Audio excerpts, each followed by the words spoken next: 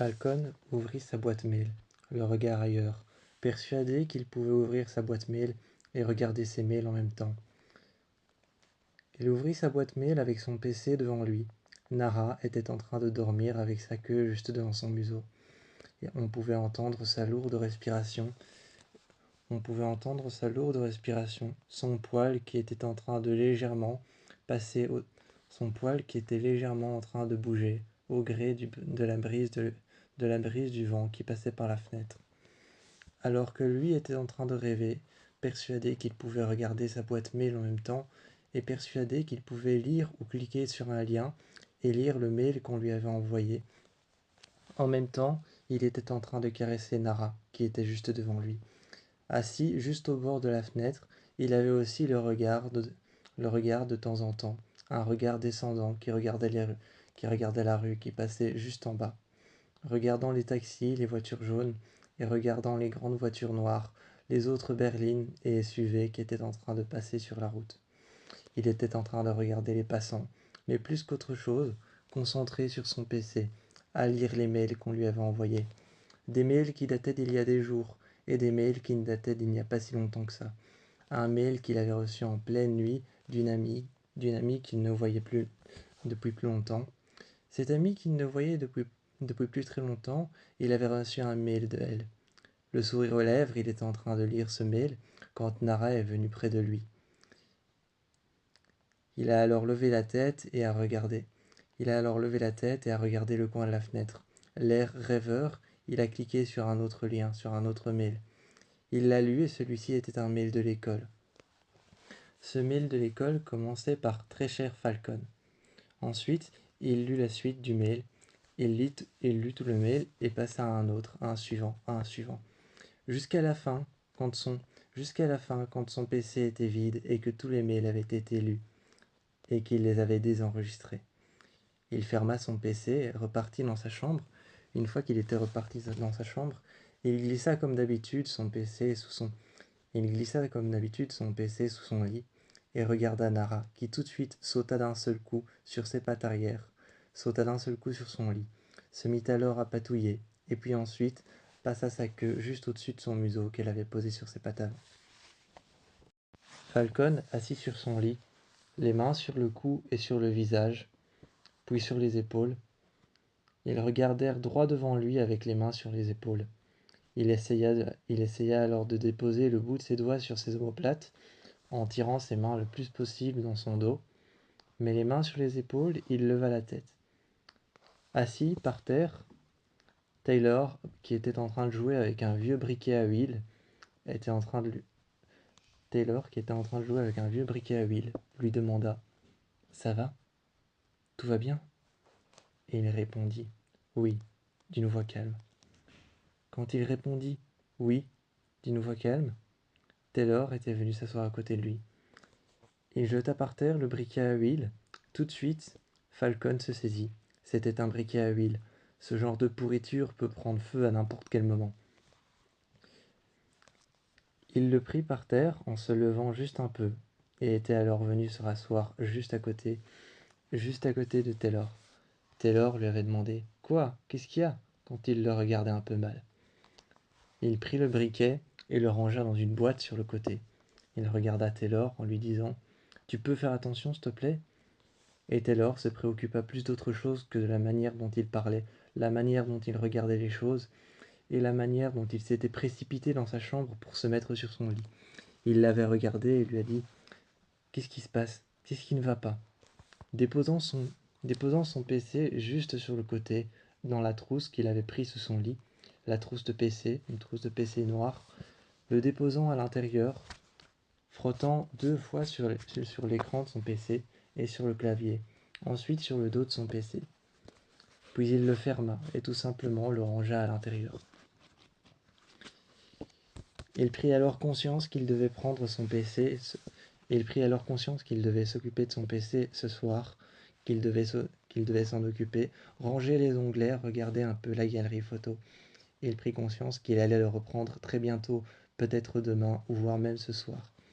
Il le mit alors à côté de lui sur son lit, et Taylor, qui s'asseya à côté de lui contre le mur, lui demanda de venir juste à côté de lui. Falcon se cacha. Falcon se casa alors juste à côté de lui. Il se casa dans une dans un, dans un petit espace sur le côté entre le mur et entre Taylor. Il se casa juste là et le regarda en lui demandant: Bon, tu veux me parler de quoi? La tête inclinée, un peu lassée. Et Taylor commença à lui demander: Comment tu te sens ces temps-ci? Est-ce que ça va? Ça va bien ces derniers temps? Et il répondit à chaque fois: Oui, l'air embêté. Chaque question, chaque question qui était posée par Taylor, Falcon répondit d'un air lassé: Oui, ça va. Oui, je vais bien. Non, je n'ai aucun problème. Non, je n'ai rien à l'école. Non, il ne se passe rien entre ma mère et moi. Non, je ne pense pas à mon père. Et toutes ces questions commençaient à l'ennuyer, mais il n'osait pas. Mais il n'osait pas répondre ou alors lui dire d'arrêter parce qu'il se souciait de lui et se souciait de son état, de comment il allait et de pourquoi est-ce qu'il s'était mis juste à la fenêtre, en haut sur son perchoir comme ça, juste à la fenêtre. Il se demandait si c'était un état pour se reclure sur lui-même, mais ce n'était rien de tout ça. C'était simplement une position agréable contre laquelle il était contre la fenêtre et il avait la vue pour lui tout seul. Falcon était assis par terre. Il lançait la balle contre le sol qui rebondissait contre le mur et revenait vers lui. Avec un sourire aux lèvres, il s'amusait à lancer cette balle contre le sol qui rebondissait contre le mur et qui revenait chaque fois vers lui. Il la rattrapait et refaisait idem, et idem, et idem, et encore une fois la même chose. Au bout d'un moment, Nara s'est mise à sauter contre le mur pour essayer d'attraper la balle, mais elle ne l'attrapait jamais. Pour elle, c'était plus qu'un jeu, c'était une activité. C'était quelque chose qu'il faisait à deux, mais elle ne se rendait pas compte que son maître n'allait pas bien. Elle ne se rendait pas compte que son maître n'allait pas bien, elle était plus concentrée qu'autre chose sur la balle. Elle était elle était un petit peu en train de jouer. Mais pour Falcon, ce n'était pas un jeu. Pour Falcon, c'était une occupation, histoire de tuer le temps, histoire de faire passer le temps, histoire que le temps passe. Il regardait dans le couloir, il écoutait les portes claquer, et il regardait sa mère de temps en temps passer, qu'il lui faisait un signe de la main, ou alors parfois venait venait près de lui, se mettait un genou à terre et lui demandait: Tu veux qu'on parle? Il tournait la tête, et sans rien dire, sa mère avait compris qu'il fallait qu'il le laisse seul. Alors elle posa sa main sur son épaule, tendrement, en lui disant: Ok, c'est bon, je te laisse seul. Falcon a simplement regardé sa mère quand elle est venue et a incliné la tête avec un regard un peu triste. Sa mère l'a laissé, a posé sa main sur son épaule et lui a dit: Ok, je te laisse seul. La balle a continué à retentir contre le sol et contre le mur. Nara a continué à essayer d'attraper la balle, en sautant et chaque fois en agrippant ses griffes contre le mur. Elle laissait des marques avec ses griffes qu'elle agrippait contre le mur, ses pattes qui touchaient le haut du mur. De temps en temps, il levait la tête. Falcon, de temps en temps, levait la tête pour pouvoir voir Nara qui essayait d'attraper la balle. Il la regardait avec un sourire en coin, jusqu'au moment où il claqua des doigts simplement. Jusqu'au moment où il claqua des doigts simplement pour l'appeler. Nara était alors venue, et elle souleva alors son bras qu'il avait posé sur le sol. Son bras qu'il avait posé sur le sol et qu'il laissa juste sur sa jambe, qu'il laissa appuyer sur sa jambe. Nara passa son museau juste en dessous de son bras et essaya de lever son bras en voulant se mettre près de lui. Il continua avec la balle à lancer, mais cette fois-ci, Nara n'y prêta pas attention. Elle resta près de lui, et lui il resta contre le mur. Il gardait la balle en main, et il simplement faisait des petits jonglements avec. Nara était à ses côtés, et il était seul dans le couloir. Il n'avait ni besoin de compagnie, ni besoin qu'on lui parle, il voulait juste rester avec elle, et continuer à lancer la balle s'il en avait encore envie plus tard. Taylor est arrivé à côté de Falcon et lui a dit: On s'inquiète tous les deux dans le salon, tu fais quoi? Mais qu'est-ce que tu faisais tout seul? Il s'est alors appuyé contre le mur, là où il jetait la balle. Là où il jetait la balle, Taylor s'est appuyé contre le mur en disant: On s'inquiète tous les deux dans le salon, qu'est-ce que tu fais?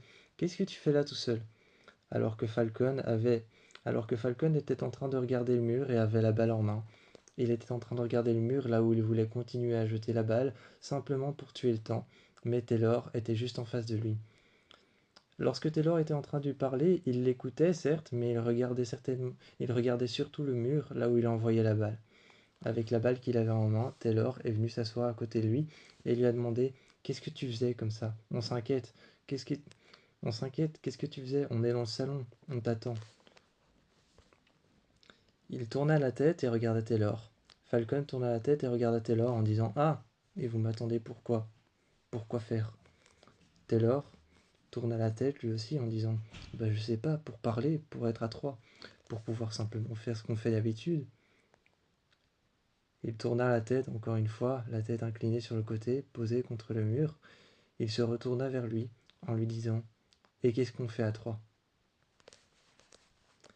Taylor, un peu perdu, était en train de lui dire: Je sais pas trop, mais allez, viens quoi, reste pas là tout seul, essayant de le prendre par le poignet et de le lever.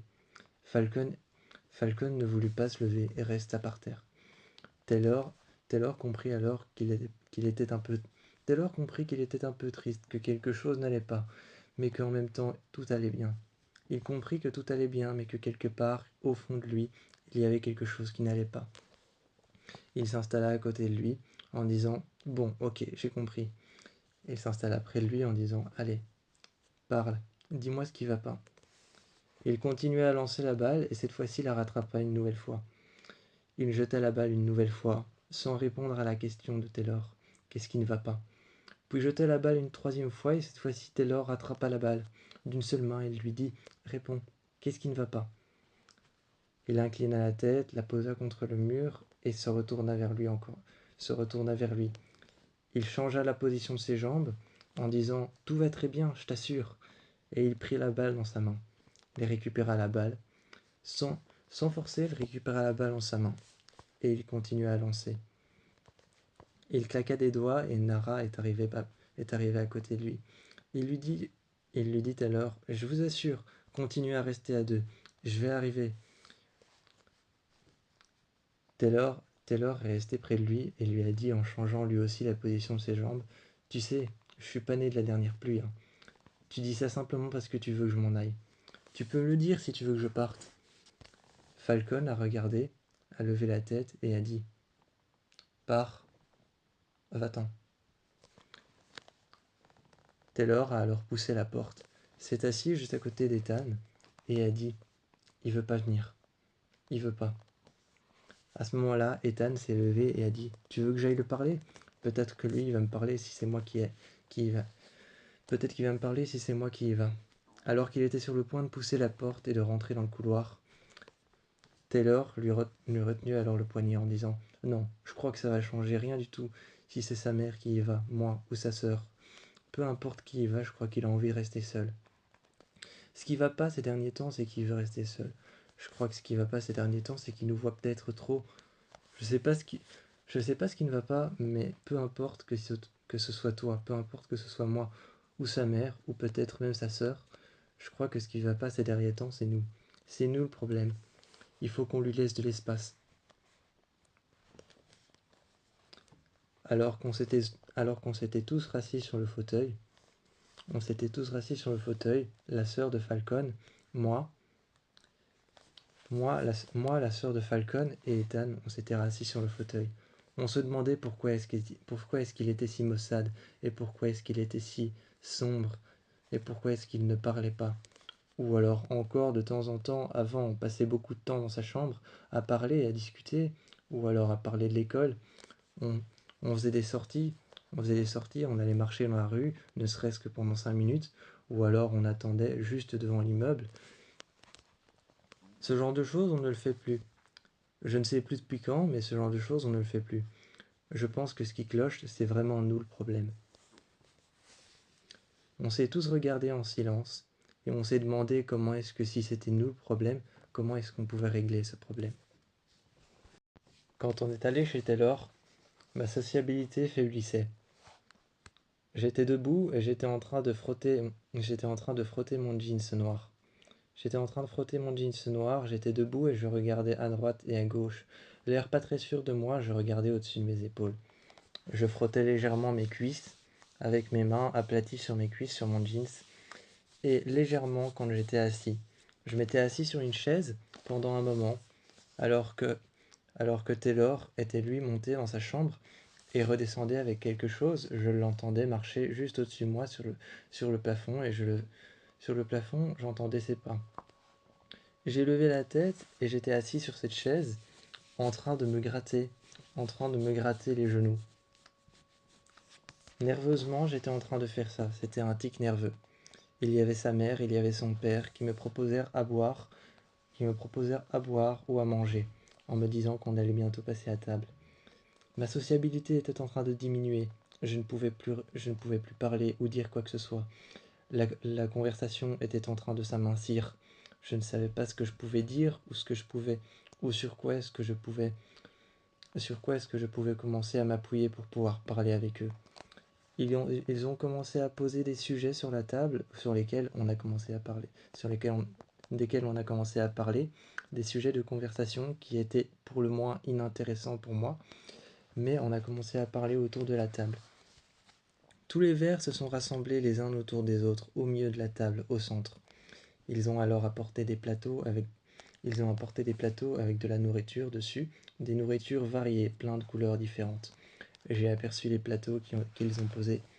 Une sorte de brise fraîche de nourriture qui venait de sortir du frigo et qui venait tout juste d'être faite et passait juste au-dessus de la table.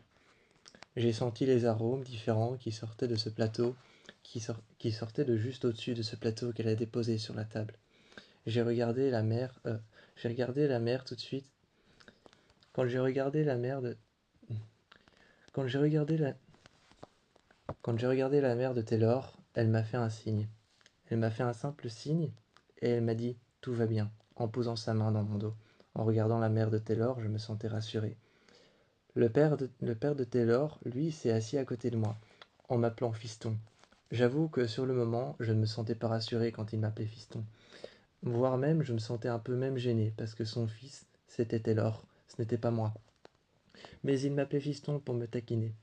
Alors, alors il m'appelait fiston pour me taquiner, et je l'ai regardé. Et je lui ai dit, bon, euh, pourquoi vous m'appelez fiston? Je lui ai quand même posé la question, même si de temps en temps, j'avoue que je ne savais plus quoi dire. Au fur et à mesure qu'on était en train de parler, la discussion commençait à se détricoter. Les sujets commençaient à disparaître les uns après les autres. Un sujet était fini, un autre recommençait. Moi, j'ai pris mon verre au centre de la table. Souvent, j'avais peur de prendre le verre d'un autre, et je regardais tout le monde autour de la table en train de parler et de rigoler. Les rires et les tonalités de voix s'entremêlaient à tel point que ça formait une forme de symphonie, une forme de symphonie complètement difforme. À l'oreille, je n'entendais plus que la voix de Taylor et plus que la voix de Ethan que je pouvais reconnaître correctement. La voix de la mère de Taylor et la voix du père de Taylor, toutes ces voix emmêlées que je connaissais déjà depuis longtemps, formaient une sorte de symphonie complètement déformée, une sorte de bruit sourd. Les conversations entremêlées, mais surtout à l'intérieur, prisonniers par les vitres et prisonniers par les baies vitrées ouvertes et les rideaux, donnaient l'impression que tout autour de moi les bruits continuaient, mais étaient étouffés. Pendant un quart d'heure, j'ai parlé à Taylor et j'ai dit écoute, je vais pas pouvoir le faire. J'étais appuyé sur le rebord de la cuisine et il s'est mis à côté de moi avec son verre sur le côté. Et il m'a dit si tu vas pouvoir le faire. Et il m'a rempli un verre d'eau et il me l'a donné. Il m'a dit prends ça en main, bois tranquillement. Tu vas pouvoir le faire. Il a mis sa main dans mon dos et il m'a dit je crois en toi. Posant ses lèvres délicatement sur les miennes, il m'a embrassé et il m'a dit je crois en toi, tu vas pouvoir le faire. Allez, retourne-y. Et j'y suis retourné. Quand j'y suis retourné, je me suis assis sur une chaise, nerveusement encore une fois. J'avais ce tic nerveux de gratter mon genou. Et quand j'ai senti finalement quelque chose d'humide mais de chaud venir toucher ma main, j'ai regardé sous la table et j'ai vu les yeux brillants de Nara. Elle m'a pris par le poignet. Elle m'a pris par le poignet, j'ai trébuché sur le côté, je me suis rattrapé.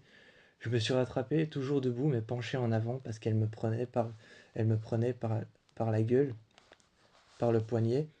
J'ai regardé alors le père et la mère de Taylor. J'ai regardé Taylor et Ethan en leur disant que j'allais revenir. Et j'ai dit, y a pas de souci, c'est Nara, c'est ma chienne. Les parents, Les parents de Taylor m'ont regardé en me disant: «Mais où est-ce que tu vas, garçon?» Moi, je l'ai regardé, je lui ai dit: «Il n'y a pas de souci, c'est ma chienne.» Et je suis parti avec elle. Elle était en train de me donner des petits coups de museau. Elle me donnait des petits coups de museau en me tirant un peu vers l'avant. Et je lui ai dit: «Où est-ce que tu m'emmènes? Où est-ce que tu m'emmènes comme ça?» Elle était toute crado, toute crade. Elle était couverte de terre alors que son poil est censé être blanc. Et je l'ai suivie dans un long sentier. À un moment, je lui ai dit: «Est-ce que tu veux bien me lâcher?» Elle s'est arrêtée et elle a ouvert la gueule. Mais j'ai continué à la suivre parce que j'ai vu que ce n'était pas fini.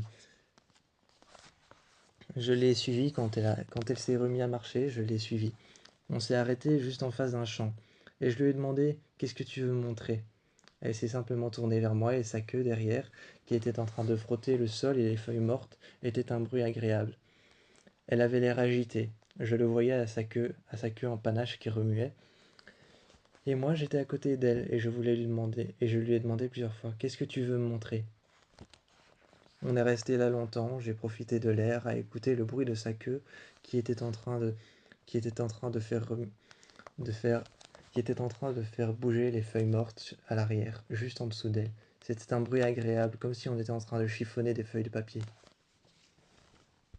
Mon GSM tout sale sur lequel Nara s'était assise. J'ai regardé alors l'écran qui était complètement sale, couvert de boue et couvert d'eau de pluie. Alors je l'ai regardé, il était complètement mouillé. Il a fallu alors simplement que je le, Il a fallu simplement que je le sèche, que je le prenne en main. Mais d'abord, je me suis levé et je ne sais pas pourquoi j'ai eu ce réflexe. Je suis allé à la rivière qui était juste derrière moi, que j'entendais couler. J'ai pris mon GSM en main et je l'ai secoué au-dessus de la rivière, comme si j'essayais de, de tirer les gouttes qu'il y avait sur l'écran. Comme si j'essayais de tirer les gouttes qu'il y avait sur l'écran, j'ai commencé à le secouer, un petit peu au-dessus de la rivière. Évidemment, ça ne servait à rien. Alors finalement, j'ai pris le réflexe que tout le monde a déjà fait au moins une fois avec son smartphone.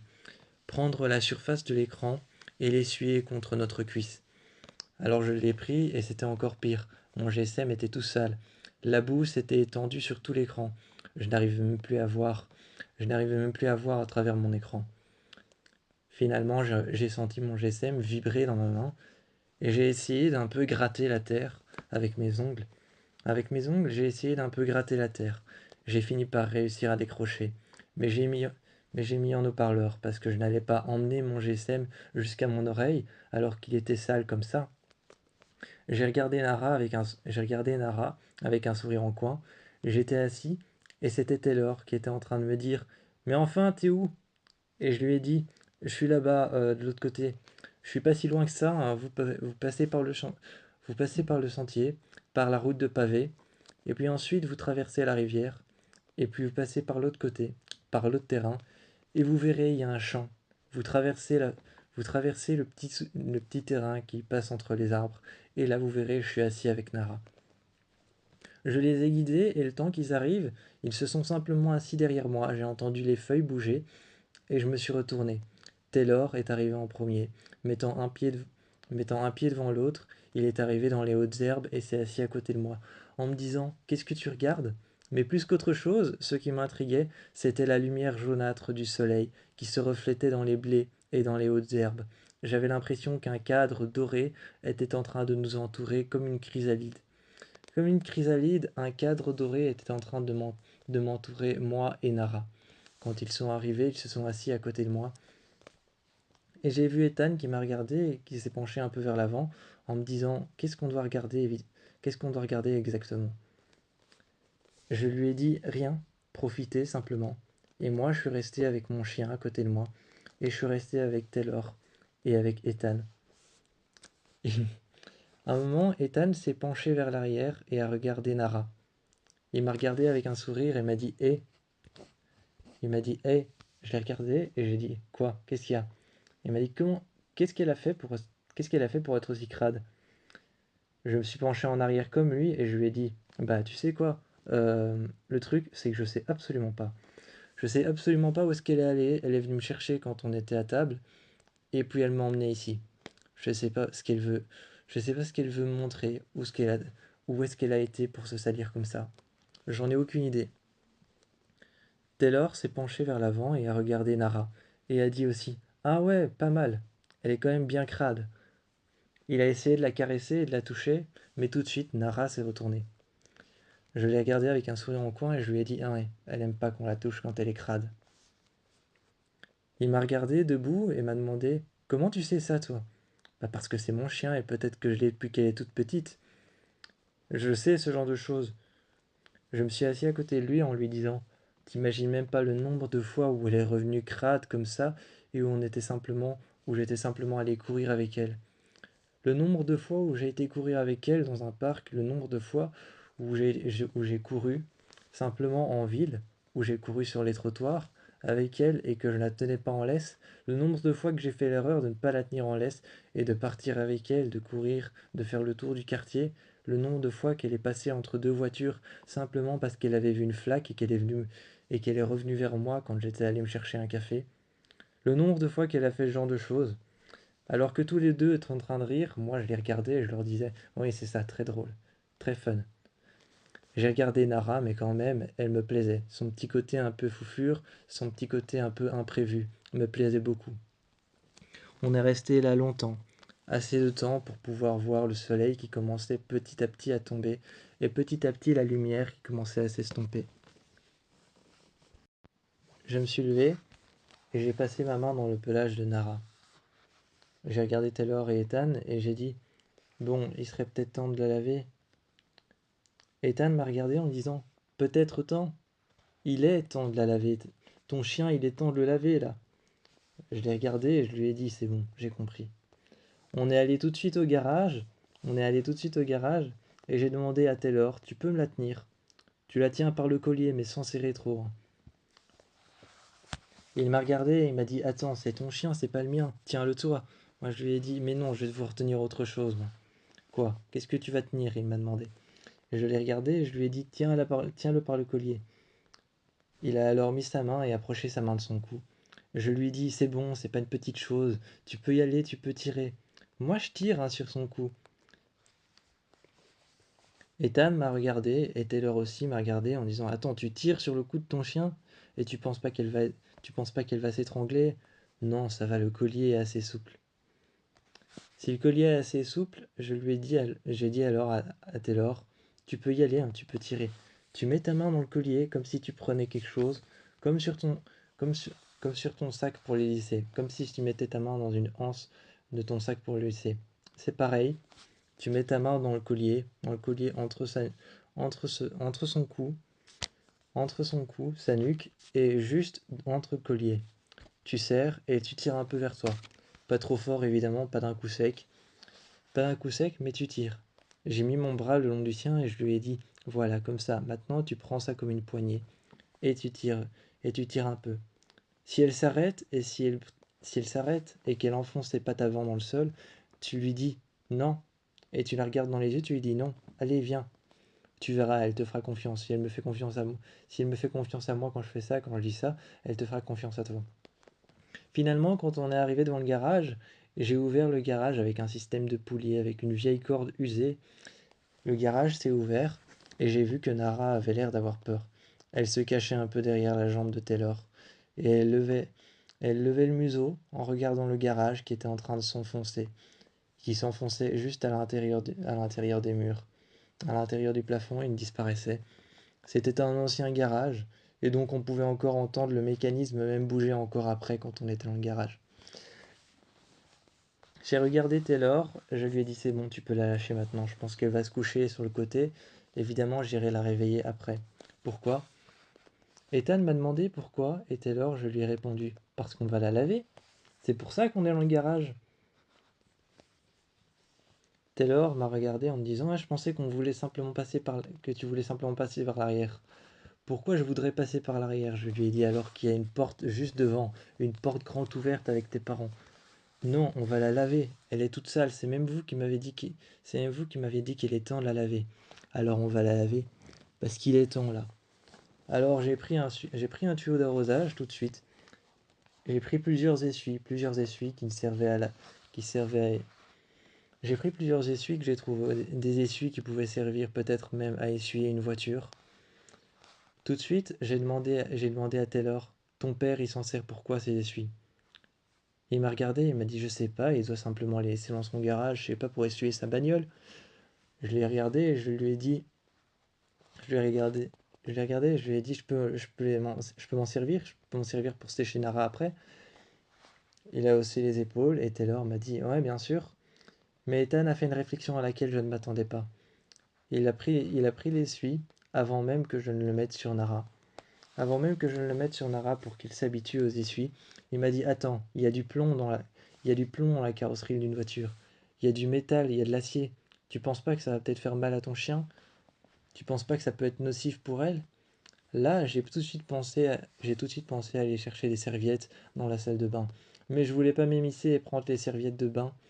Je voulais pas m'immiscer et prendre les serviettes de bain qu'utilisaient les parents de Taylor ou même qu'utilisait Taylor quand il était chez lui. Alors finalement, Taylor m'a regardé et m'a dit attends, je reviens avec des serviettes de bain.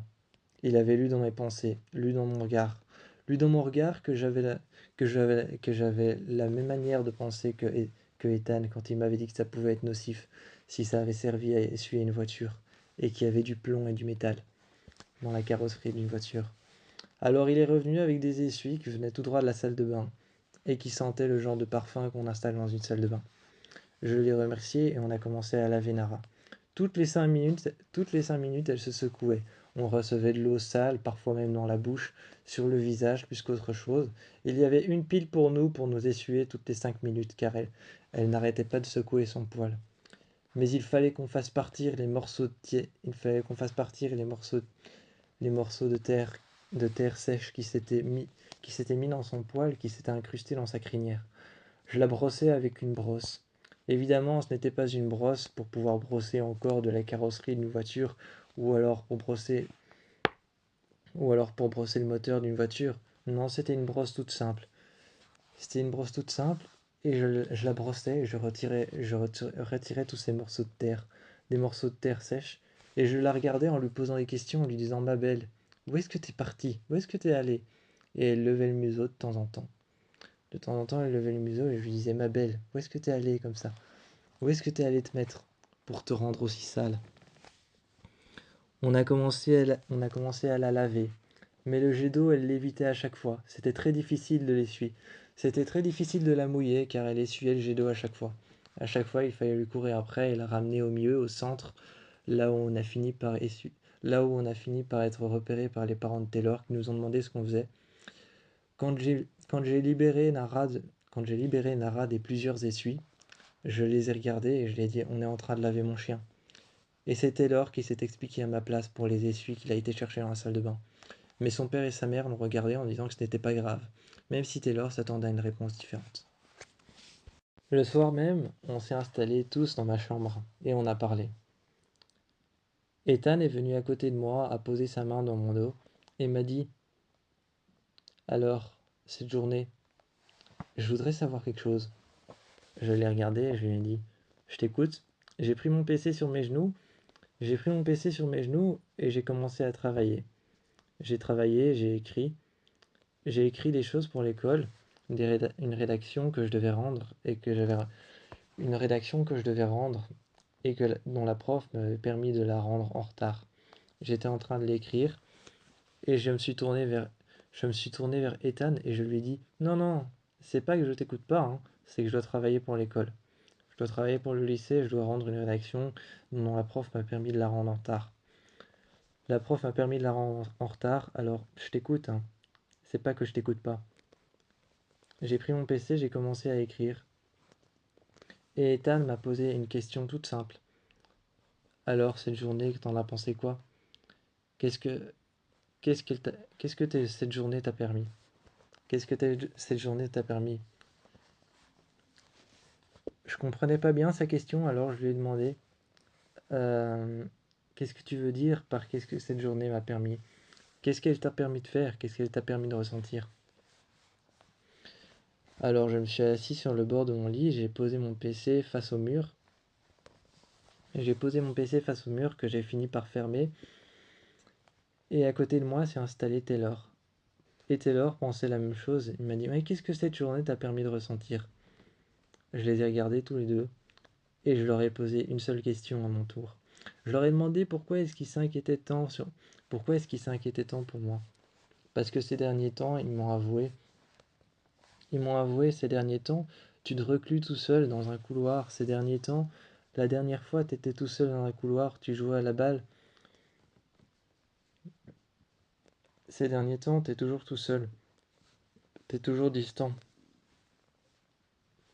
On fait plus les choses ensemble, ils m'ont expliqué. On fait plus les choses ensemble qu'on faisait avant. Je les ai regardés en disant, comme quoi par exemple? Bah, je sais pas, Ethan a répondu, sortir, boire un café, aller quelque part, ou alors simplement marcher dans la rue. Et Taylor m'a regardé et a dit, bah je sais pas, aller voir l'une de tes amies, aller voir un de mes amis, ou alors partir, je sais pas, quelque part. Je l'ai regardé et je lui ai dit, t'es au courant que la dernière fois qu'on est parti, qu'on est allé quelque part, à un endroit qu'on ne connaissait pas, j'ai perdu une moitié de moi-même. Taylor m'a regardé et m'a dit, oui, mais c'est pas ce que je veux dire. C'est pas ce que je veux dire, le prends pas comme ça directement. Ce que je veux dire, c'est qu'on fait plus les choses, on fait plus les choses amusantes qu'on faisait avant. On sort plus, on va plus dans des night shops, on va plus dans des restaurants, on sort plus, on va plus en soirée. Dans les restaurants, d'habitude, on n'y va pas pour manger et pour être à trois, on y va surtout pour le bar. Tu te rappelles quand on allait tout le temps dans ce même restaurant pour l'open bar? On allait tout le temps dans ce restaurant pour le open bar. Il y avait aussi ce restaurant dans lequel on allait tout le temps, ce restaurant itinérant, dans lequel on allait souvent, surtout pour boire des boissons spéciales, des boissons alcoolisées. Il y avait aussi ce bar dans lequel on allait. Et à un moment, je les ai regardés tous les deux, j'ai dit oui, oui, c'est bon, j'ai compris. Ça vous manque d'aller dans des bars, ça vous manque de sortir la nuit, ça vous manque de faire toutes ces choses idiotes qu'on faisait avant. Eh bien écoutez, j'ai qu'une chose à dire, j'ai plus envie de les faire. Je me suis levé et je les ai regardés en disant j'ai plus envie de faire tout ça. J'ai plus envie de faire ce genre de choses. Ils m'ont tous les deux regardé et Taylor et Ethan m'ont demandé en même temps qu'est-ce qui se passe? Tu traverses une mauvaise passe? Et j'ai dit non, c'est pas une mauvaise passe, c'est juste qu'en ce moment j'ai besoin de me recentrer sur moi-même. J'ai besoin de rester chez moi, j'ai besoin d'être avec Nara, j'ai besoin d'être là, tout seul. J'ai pas besoin, j'ai pas, j'ai pas besoin de quoi? À ce moment-là, Taylor m'a regardé. T'as pas besoin de quoi? De nous? Je les ai regardés avec un regard un peu inquiet, comme si ce que j'allais dire était mal, et ils m'ont dit, tu sais, si t'as pas besoin de nous, tu peux le dire, hein. J'avais l'impression que c'était une sorte de sarcasme protégé. J'avais l'impression que c'était une sorte de sarcasme protégé. Quand Taylor m'a dit ça, j'avais l'impression qu'il voulait se protéger en disant, tu sais, tu peux très bien le dire, mais que au fond, il pensait, de quoi? T'as pas besoin de nous? Ok, on va partir. J'avais l'impression qu'il pensait ça au fond de lui. Mais finalement, je me suis redressé. Je l'ai regardé et puis je me suis assis à côté d'eux et j'ai dit non, c'est pas que j'ai pas besoin de vous. C'est juste qu'en ce moment, quand je suis seul, laissez-moi seul. Quand j'ai envie d'être avec Nara, laissez-moi avec Nara. Si je mets du temps à arriver, laissez-moi le temps d'arriver. C'est juste tout ce que je demande. Et ils m'ont regardé en me disant ok, la prochaine fois que tu seras seul, que tu seras dans ta chambre, on viendra toquer à la porte et on te demandera si tu veux venir. Si tu dis non, ce sera non. Si tu mets du temps à arriver pour quelque chose, tu mettras du temps à arriver pour quelque chose. Je les ai regardés tous les deux, je les ai embrassés en disant merci. Finalement, on est allés tous les trois dans le salon. Ma mère m'attendait les jambes croisées et on a parlé. Et j'ai dit à ma mère que cette journée m'avait permis pendant au moins 24 heures d'oublier mon père un petit peu. Un soir, j'étais couché sur mon lit. Nara était à côté de moi et je pouvais sentir son souffle chaud sortant de sa gueule. J'étais occupé de faire mes devoirs avec un crayon et un stylo sur le côté, juste après que je me sois rendu compte que mon stylo avait coulé sur mon, juste après que je me sois rendu compte que mon stylo avait coulé sur mon lit, mais je ne m'en étais pas rendu compte tout de suite. Évidemment, c'est difficile de se rendre compte que de l'encre noire a coulé sur ton lit quand les draps de ton lit sont noirs. Et quand les coussins de ton lit sont foncés, c'est difficile de se rendre compte de ce genre de choses. Mais j'ai posé ma main sur la tache d'encre qui était visiblement, qui était visiblement juste à côté de moi, mais invisible à l'œil nu, car mes draps étaient noirs. J'ai posé ma main, j'ai senti quelque chose d'humide, et quand je l'ai relevé, la moitié de mes doigts était couvert de noir. Je me suis alors retourné vers ma porte et j'ai entendu frapper. Je me suis retourné vers ma porte, j'ai entendu frapper, J'ai juste mis un livre au-dessus de la tâche. J'ai juste mis un livre au-dessus de l'endroit où c'était humide et j'ai vu la porte s'entr'ouvrir. Quand j'ai vu la porte s'entr'ouvrir, j'ai pu voir une lumière très claire apparaître. Une lumière très claire apparaître qui, depuis l'intérieur du couloir qui était sombre, je savais que c'était, je savais que c'était ma, je savais que c'était ma sœur qui était en train de d'hésiter à rentrer. Alors elle a frappé 2 fois et je lui ai dit, c'est bon, Élise, tu peux rentrer. Elle est rentrée et elle s'est assise. Elle s'est assise par terre exactement à l'endroit où se mettait toujours Taylor. Elle a ramassé le briquet à huile de Taylor qui était juste à côté d'elle et elle a dit, ah, c'est à qui ce briquet? J'ai dit que c'était à Taylor. Assise contre la malle, juste en dessous de la fenêtre, elle m'a regardé, elle a dit, je veux faire quelque chose pour toi. Et pas n'importe quoi, je veux faire quelque chose pour toi. Je veux t'aider. J'étais sur mon lit occupé de faire mes... J'étais sur mon lit occupé de faire mes devoirs et je la regardais. Elle était en train de chercher un bout de papier, un morceau de papier, quelque chose qu'elle ne me demandait pas. Mais elle cherchait un peu partout en me disant, t'as pas un bout de papier ou une feuille sur laquelle je pourrais écrire quelque chose? Alors j'ai plié un morceau de papier dans mon... J'ai plié un morceau de papier dans mon bloc-notes. J'ai arraché une page et je lui ai donné. J'ai vu qu'elle a écrit quelque chose, elle a trouvé un bic directement sur mon bureau. Elle a écrit quelque chose sur mon PC. Et je lui ai demandé, t'écris quoi? J'avais l'impression, j'avais l'impression, j'avais l'impression qu'elle allait me donner des coordonnées ou alors qu'elle allait me donner le nom de quelqu'un. Elle avait un sourire en coin et moi, l'air de me demander ce qu'elle écrivait, je lui ai dit, t'écris quoi? Elle m'a donné le papier et elle m'a dit, je veux faire quelque chose pour toi. Pas n'importe quoi. Je veux que tu ailles voir mon ami. Comment ça, ton ami? Je me suis assis à côté d'elle. Elle m'a regardé avec son carré. Elle m'a regardé avec son carré blond, un peu, avec son carré blond, avec des mèches qui étaient un peu mal soignées. Et je lui ai dit, c'est qui? Elle m'a dit, c'est Mida. Mida, tu verras, elle est géniale. Je vais souvent la voir quand je suis pas bien. J'ai regardé son carré blond avec ses mèches qui étaient un petit peu mal soignées. Et ma sœur m'a dit, va voir Mida, tu vas voir, elle est géniale pour parler. Elle est géniale pour parler des problèmes, pour régler les problèmes. Elle est géniale pour te mettre des idées en tête, des bonnes idées. Elle est géniale pour les conseils, pour tous les bons conseils. Va la voir, je te promets, tu regretteras pas. J'ai pris ce papier, j'ai pris ce papier, je me suis couché sur mon lit. Ensuite, elle est partie et elle m'a dit c'est tout ce que je voulais faire pour toi. Elle a fermé la porte. Elle a fermé la porte et j'ai regardé le papier avec l'adresse, son numéro de téléphone. J'ai essayé de le composer sur mon GSM et finalement, en le composant, mais sans appeler, j'ai regardé Nara et j'ai dit, t'en penses quoi toi? Nara a tourné la tête et m'a regardé. Finalement, j'ai appelé, mais je suis tombé sur sa messagerie. Même sa messagerie me donnait envie de la rappeler et de lui parler. Alors je me suis dit que c'était peut-être une idée brillante. Finalement, quand je me suis dit que c'était peut-être une idée brillante, j'ai essayé de l'appeler. J'ai essayé d'appeler Mida plusieurs fois, mais elle ne répondait jamais. Alors j'ai regardé les coordonnées qu'elle m'avait données. Les- Elle m'avait donné son adresse et des coordonnées, alors je les ai gardées. Et je me suis dit, demain, je vais chez Mida. Demain, j'appelle Ethan, demain, j'appelle Taylor. Je leur dis de venir dans ma chambre et je leur raconte tout ce que m'a raconté ma sœur. Quand ils sont venus le lendemain dans ma chambre, quand ils sont venus le lendemain dans ma chambre, comme d'habitude, Taylor s'est assis par terre, Ethan s'est assis à côté de moi. Et je leur ai parlé de Mida. Tout de suite, Taylor tout de suite a commencé à plaisanter sur le fait que Mida était une sorte de gourou.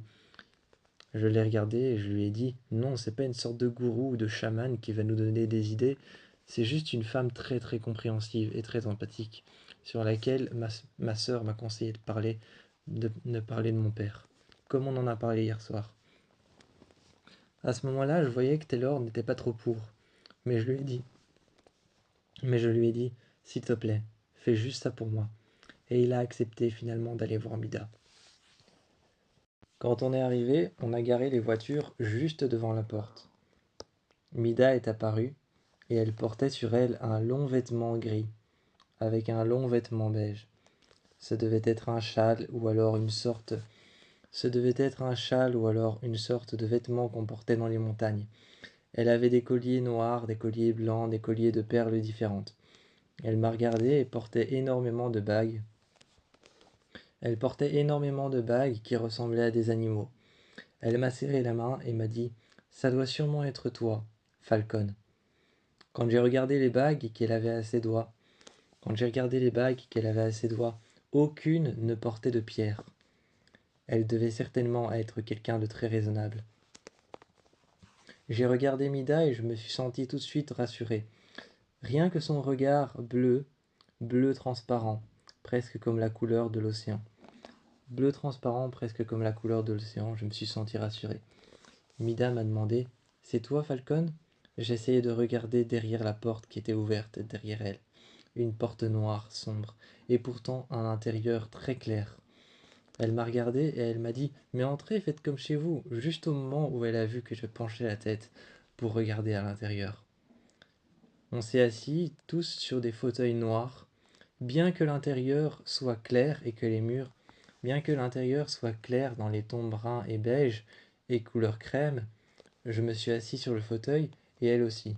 Elle nous a apporté un petit quelque chose à boire dans des verres avec une tranche de citron sur le côté et il nous a dit « Alors, vous venez pourquoi ?»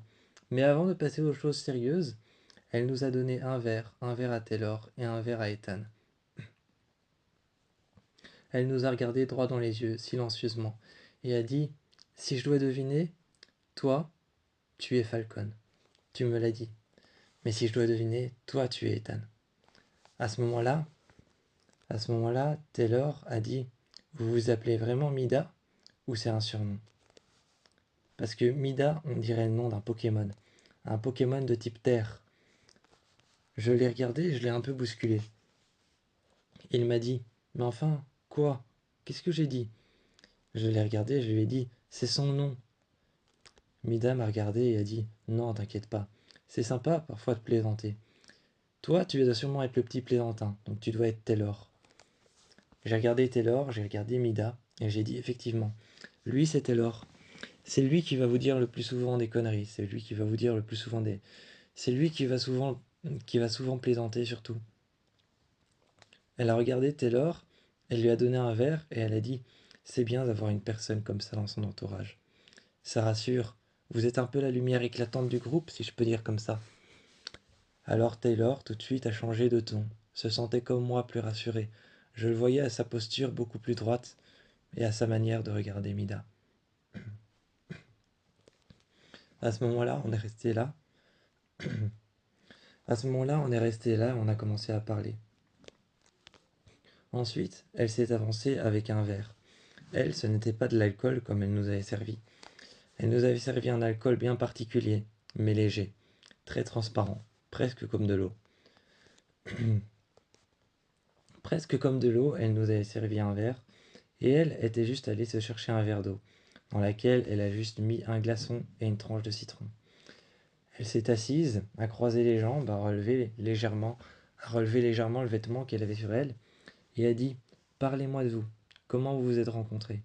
Si je ne me trompe pas de ce que Élise m'a dit, vous êtes en couple à trois ?» On s'est regardés tous les trois, on a dit effectivement « Parlez-moi un peu de vous. » Elle commençait d'abord par essayer de nous connaître avant de rentrer dans le vif du sujet, mais on a fini par parler de mon père. Quand on s'est mis à parler de mon père, j'avoue que j'étais un petit peu réticent au fait de parler de lui, de parler de comment est-ce qu'il était parti, comment est-ce que j'avais appris la nouvelle, comment est-ce que ma mère a dû gérer ça tout seul, comment est-ce que j'avais appris qu'il était mort, comment est-ce que je le détestais, à quel point, et qu'est-ce que je ressentais quand je parlais de lui. Mais le fait de parler avec Mida, le fait de parler avec quelqu'un de très calme, dans un environnement chaleureux, aux couleurs crème, aux couleurs blanches et vitrées, dans une maison où il n'y a presque pas de murs, et où la chambre n'est même pas séparée du salon, je me sentais tout de suite attiré par presque toutes les pièces. C'était une sorte de maison dans laquelle tout était ouvert. J'avais l'impression d'être dans une grotte, mais en même temps, j'avais l'impression d'être dans une maison, une grande villa. On a parlé, jusqu'à ce qu'on se soit assis dehors. Les pieds dans l'eau de sa piscine. Une piscine filtrée et une piscine réchauffée. On On s'est assis dans l'eau, les pieds près du filtre, j'ai retiré mes baskets et j'ai plongé mon jeans immergé dans l'eau. Je sentais les vapeurs chaudes de la piscine qui parcouraient tout le long du bord. On est resté là et moi j'ai parlé avec Mida, seul, pendant un instant. J'ai parlé de mon père car je ne voulais pas parler de mon père devant Taylor, ni même devant Ethan. Même si je savais que je pouvais le faire, je voulais en parler seul à seul avec Mida. Je sentais un courant passer entre elle et moi. Sur la porte de ma chambre, sur un crochet sur la porte de ma chambre, j'ai pris les clés de voiture du SUV de Ethan et de la voiture de Taylor. J'ai mis alors les clés de voiture de la voiture de Taylor dans sa main et j'ai mis les clés de voiture du SUV de Ethan dans sa main. Je les ai regardés tous les deux, je les ai embrassés et je leur ai dit: est-ce que vous pouvez juste partir, rentrer chez vous et me laisser seul juste ce soir? Je voudrais parler avec ma sœur. Ils m'ont regardé et ont dit: pas de souci. Taylor m'a alors pris dans ses bras et Ethan m'a regardé en me disant: fais ce que t'as à faire. Il est parti, mais leurs relations différentes m'ont laissé leurs relations différentes avec Taylor qui m'avait pris dans ses bras et qui m'avait embrassé. Et Ethan, lui, qui a posé sa main et qui m'a dit: fais ce que t'as à faire, fais ça tranquillement et rappelle-nous demain, si jamais t'as envie. Ces relations, ces relations différentes que j'avais avec l'un et avec l'autre et la réaction qu'ils ont eue différente m'a laissé un peu perplexe. Mais quand je me suis retourné et que ma sœur m'attendait, elle m'attendait à genoux sur le fauteuil avec son GSM en main.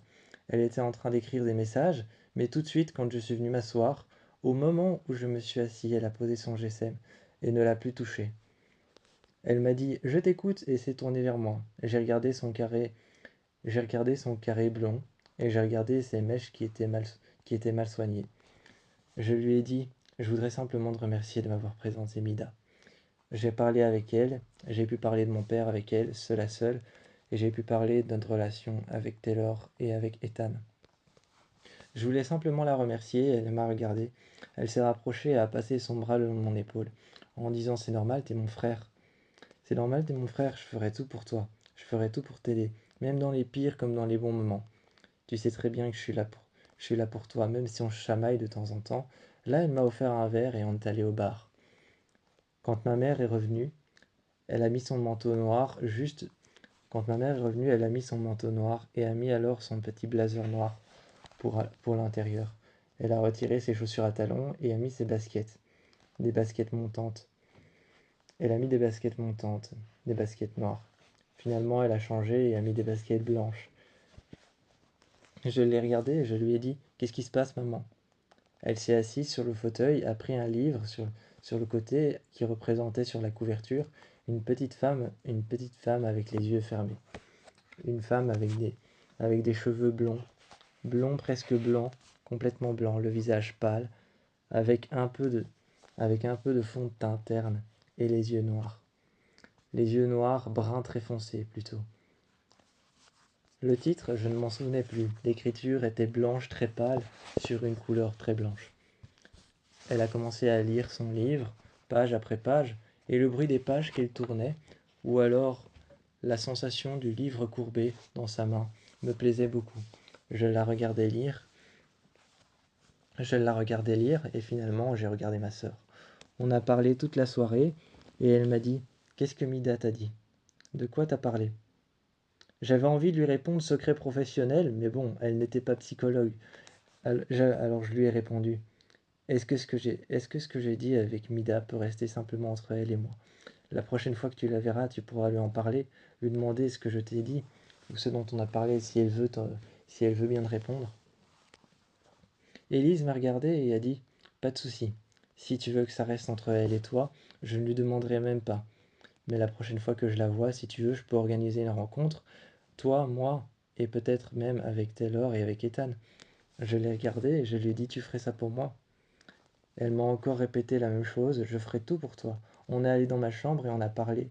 Elle s'est assise sur mon, Elle s'est assise sur ma chaise de bureau et puis s'est assise sur mon bureau avec les pieds sur ma chaise de bureau. Je lui ai dit: tu peux descendre, s'il te plaît? Elle s'est assise sur mon lit, juste à côté de Nara qui était en train de dormir. Elle sentait sa respiration, sa main sur son, sa main sur sa crinière et sa main sur le ventre de Nara.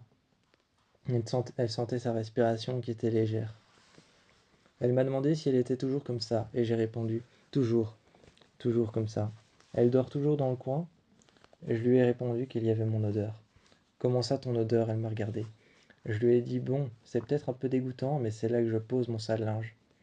C'est là que je pose tous mes vêtements de la veille, ou alors tous mes vêtements que j'ai utilisés pendant une journée. C'est là que je les pose, donc mon odeur est restée. C'est là qu'elle aime bien se mettre. » Elle m'a regardé avec un sourire aux lèvres, et je m'attendais pas à cette réponse. Je m'attendais plus à quelque chose où elle me dise que c'était complètement crade et que c'était vraiment bel et bien une chambre de garçon.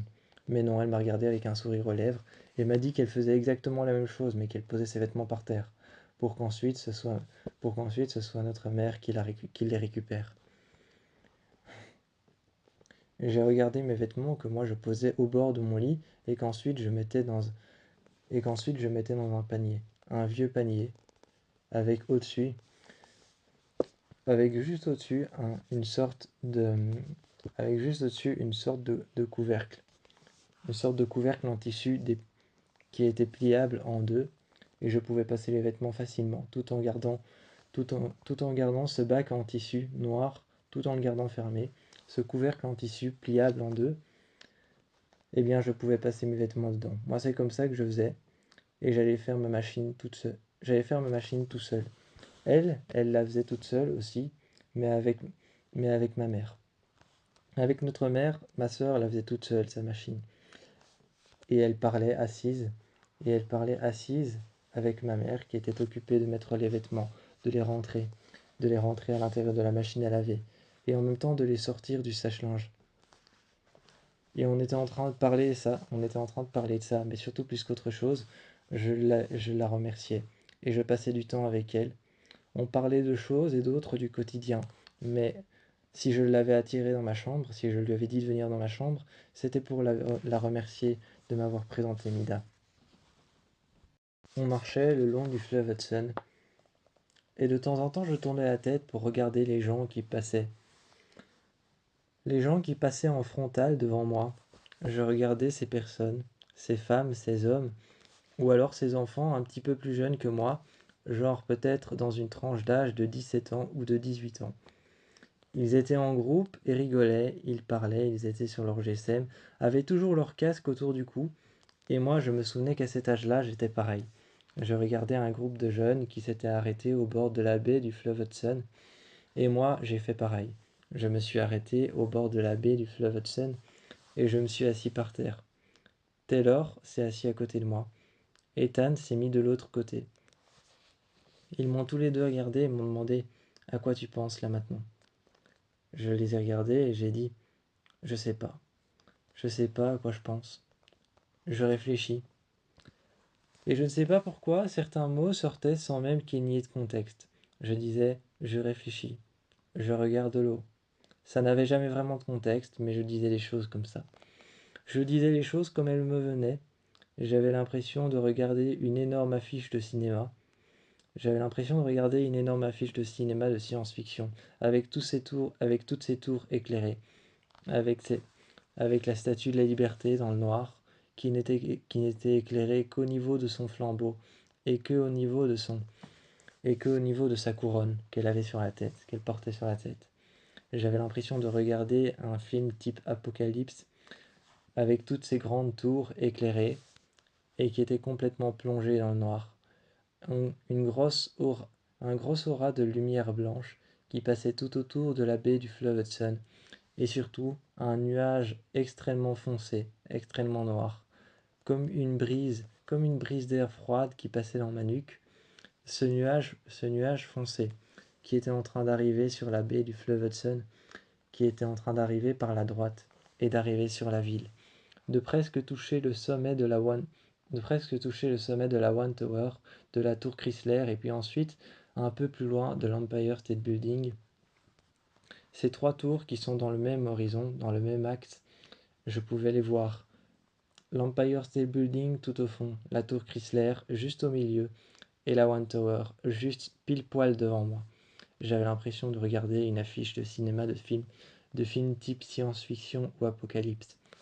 et je voyais ces tours complètement enfermées dans le noir, comme si elles étaient dans un paysage à part.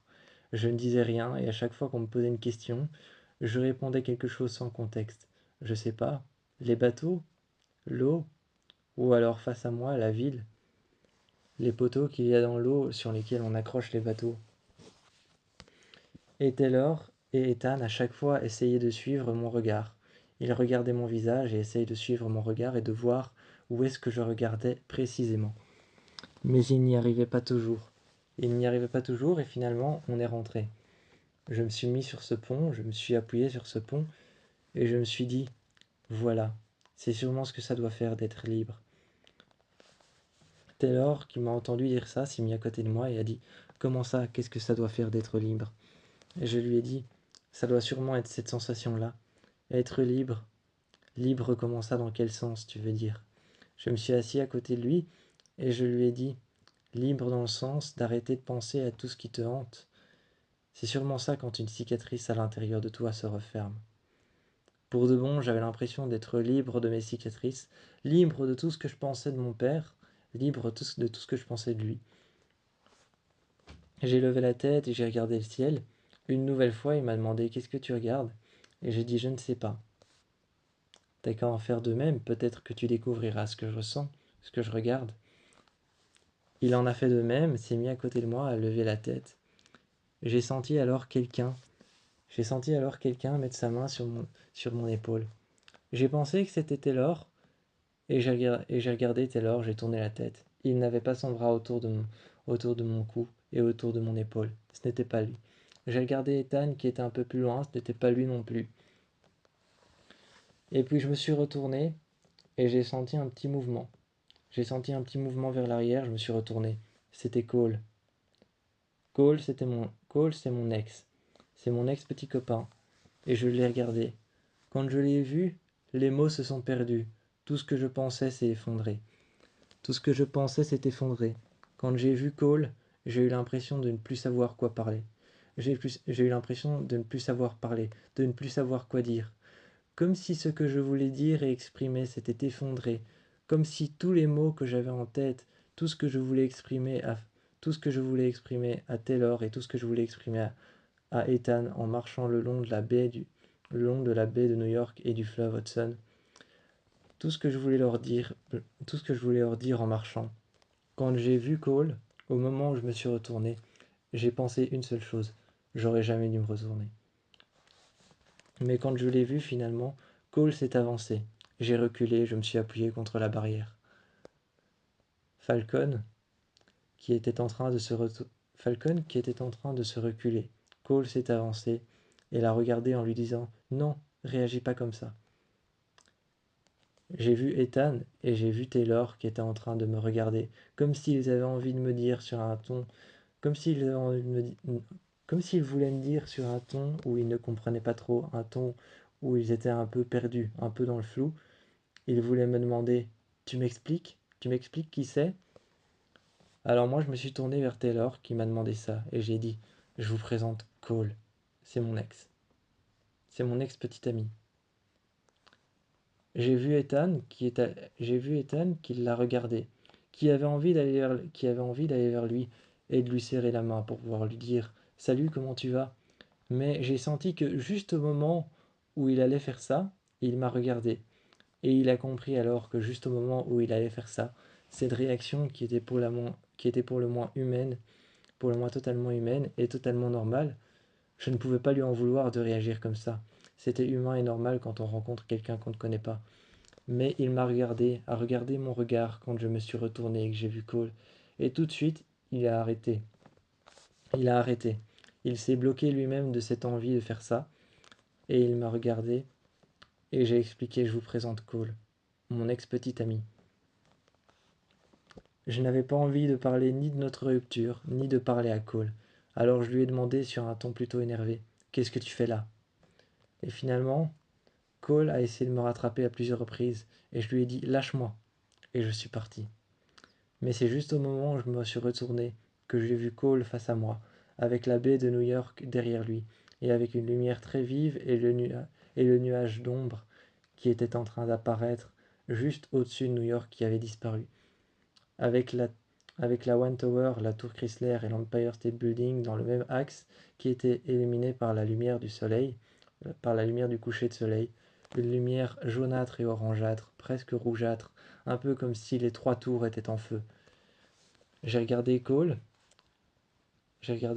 mais malgré cette lumière derrière lui, cette lumière éclatante, je ne ressentais que du mépris pour lui.